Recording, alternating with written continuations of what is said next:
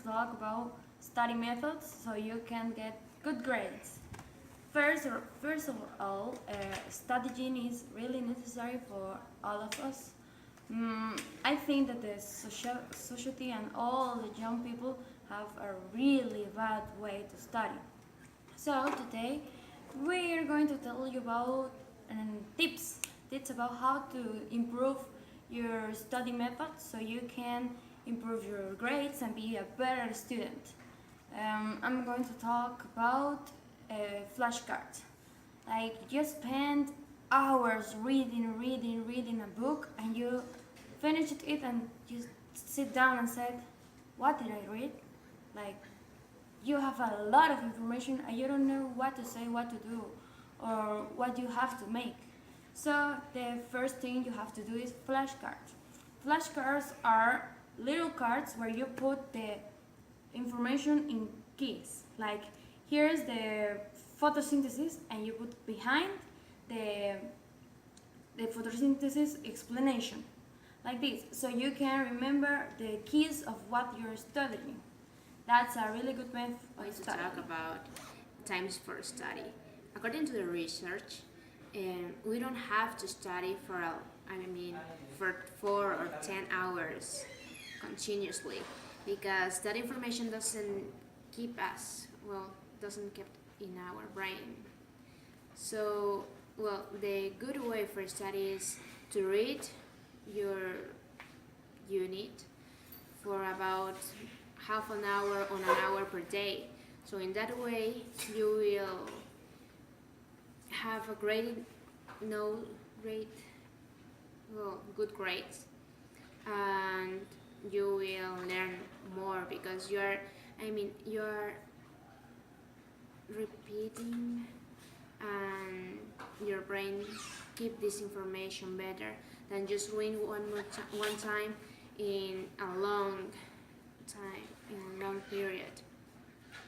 So, that's the other point is that you have to study for 3 times per week and the same thing. So in that way you will get better information and your brain will be constantly working about that, and your memory will be really better.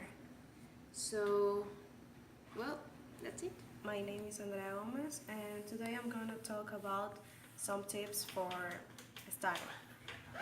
One of the tips are the practice. The practice is so much important because when we have a test or something, we need to do like a practice test before we have this exam or lesson, and we need to do this because this will create gaps in your memories, and you will have more confidence when you do a practice test. So it's very important, it's so much important that you do this because this will help you a lot before an exam or a lesson. And the other tip I will give you is that you need to have a secret spot for studying.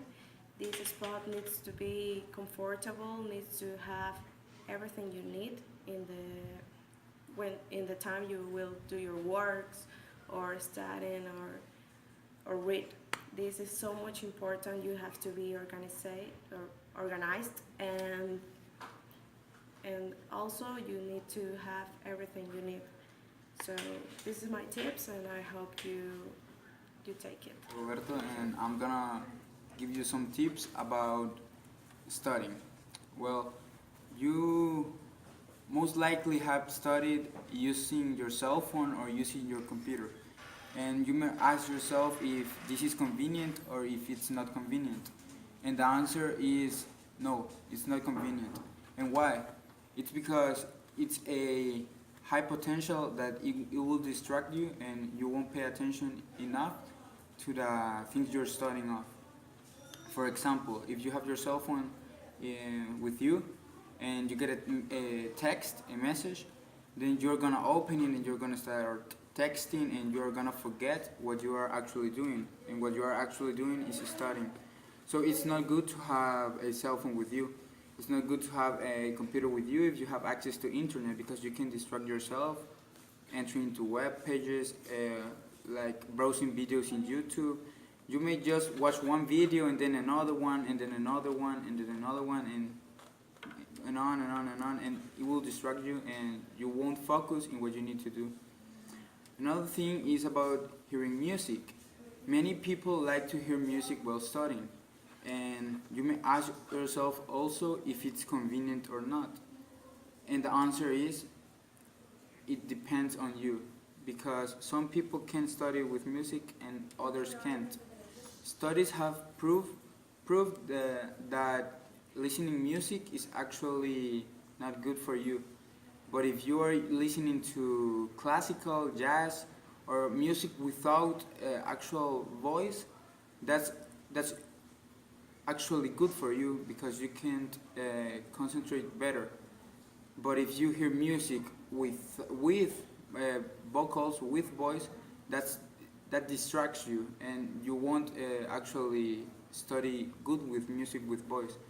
So in conclusion, you need to choose wisely what music you're gonna hear and what music it's better for you. I mean, you need to listen music that would actually help, and you won't listen to Drake or you won't listen to Lady Gaga because that won't help you. And that's my Tessa, and we're going to talk about goals. So what is a goal? It's something you set as a result of an effort. It's the place you want to get. It is something you want to be able to do, something you want to be able to know, or etc. Something you want in the future. But how do you make this possible? Okay, so setting a goal is just not saying I want to be there.